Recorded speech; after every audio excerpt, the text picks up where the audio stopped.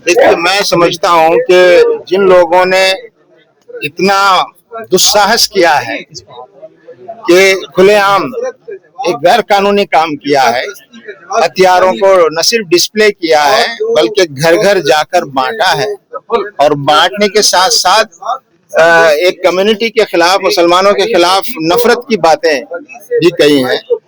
तो ये अपने आप नहीं हो सकता।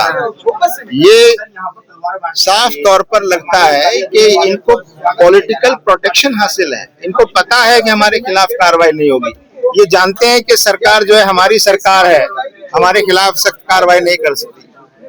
इसीलिए वो इतना हौसला आगे बढ़ रहा है। इसीलिए इसको हम समझते हैं कि सरकार को चाहिए कि ऐसे लोगों के खिलाफ सख्त कार्रवाई करे और ऐसे कार्रवाई करे ताकि लोग आगे से ऐसी हिम्मत न करने पाए। तो हमको ये लगता है कि जो कार्रवाई की गई है वो सिर्फ ऊपरी तौर पर मामले को ठंडा करने के लिए या दिखाने के लिए है।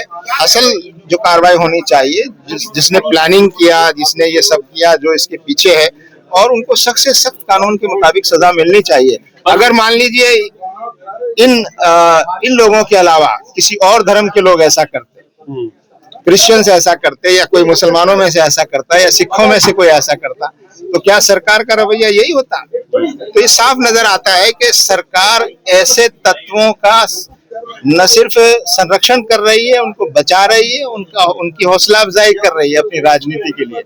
तो ये बहुत खतरनाक चीज है कि जब सरकार जो है वो ऐसे तत्वों को सजा देने की बजाय पीछे से उनको आगे बढ़ाए और उनका हौसला बढ़ाए। पर ऐसे लोग जब बांटते हैं तो ये कहते हैं कि हिंदुस्तान में रहना होगा तो संविधान से चलेगा देश और जय श्री राम कहना होगा। तो संविधान की बात भी करते हैं और अपने नारे को दूसरे पर थोपने की भी बात करते हैं। देखिए, ये देश जो है किसी की मर्जी से नहीं चलेगा, संविधान से ही चलना चाहिए।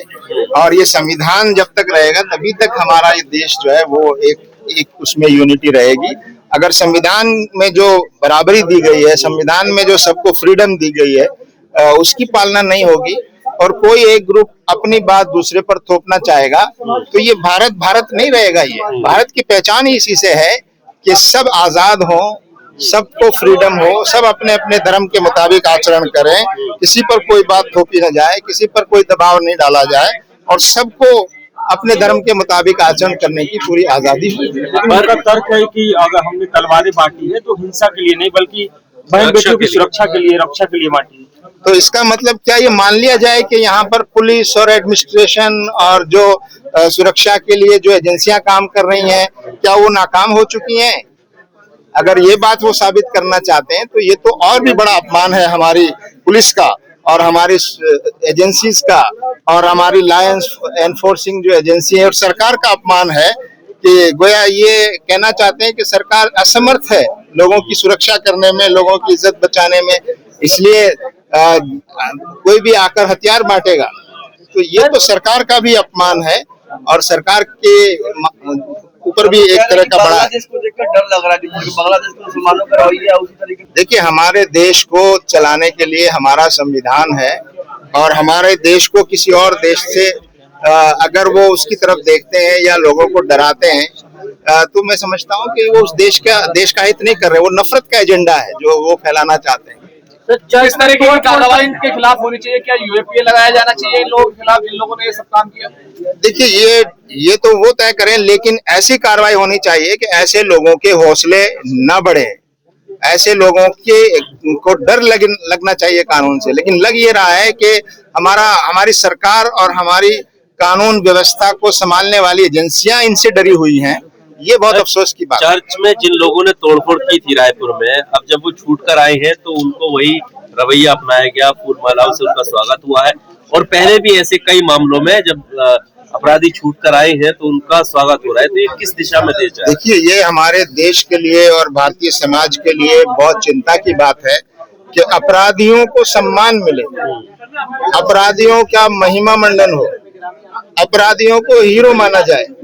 ये हमारे देश के लिए बहुत ही अफसोस की बात है और इसी वजह से हमारा देश राजनीतिक रूप से बहुत गलत रुख पर जा रहा है कि आज लोग ये समझते हैं कि जो जितना ज्यादा नफरत फैलाएगा, जो जितना ज्यादा हिंसा करेगा, जो जितना ज्यादा माइनॉरिटीज या मुसलमानों के खिलाफ नफरत फैलाने की कोशिश करेगा वो राजनीति में उतनी तेजी से आगे बढ़ेगा, क्योंकि लोग बड़े हैं। ऐसा करने के बाद लोग जो है जिनको जेल में होना चाहिए वो मिनिस्टर बने हैं, जो बड़ी बड़ी कुर्सियां संभाले हुए हैं। तो लोगों में ये विश्वास पैदा होता जा रहा है कि नफरत फैलाकर ही हम इस देश में राजनीति में आगे बढ़ सकते हैं। तो ये जो बात पैदा हो रही है ये इस देश के लिए बहुत ज्यादा चिंता की बात है कि एक ऐसा रुझान पैदा हो जाए कि नफरत के रास्ते पर लोग राजनीति में आगे बढ़ने की कोशिश करें। शाहरुख खान को लेकर कुछ नेता भी हैं बीजेपी के, सामाजिक कार्यकर्ता, साधु संत भी कह रहे हैं, साधु संत भी कह रहे हैं देश के गद्दार है और उनको माफी मांगनी चाहिए।